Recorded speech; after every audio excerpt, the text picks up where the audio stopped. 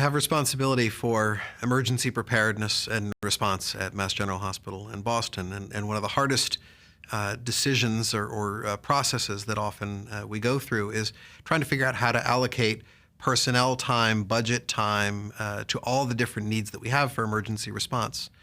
We are preparing for infectious disease outbreaks, for mass casualty events, for radiation release, for chemical hazards, for violent events. The list goes on and on and on. And it can be completely overwhelming, especially when you realize that preparedness is very expensive, and if there's not a disaster, it looks very ripe on a budget to cut because it looks like something that's not adding value to the bottom line.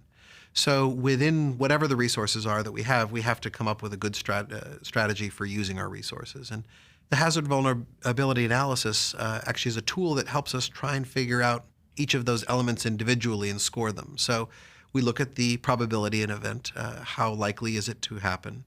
We look at the consequence, what would happen in terms of either economic or human toll. We look at how ready we are for that kind of an event and score where our current preparedness is. And only when you put those elements together of likelihood, consequence, current readiness, and mitigation strategies available, can you come up with some rational way of using your resources against very, very, very different threats. One good example is frankly our preparedness for chemical hazards. It's thankfully quite unlikely that someone's going to release a chemical in Boston or even that there would be an industrial release. But the consequences are very, very significant. And so we've chosen an approach where we have personal protective equipment, we have gear for our staff to wear that is appropriate for most all hazards.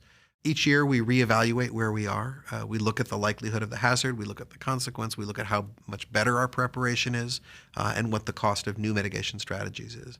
Although I lose a lot of sleep every night about all those different possibilities of risk, I sleep a teeny bit better knowing that at least I have a methodology that underlies the approach to those different kinds of risk and helps me figure out what I can do with the staff and the budget at my disposal.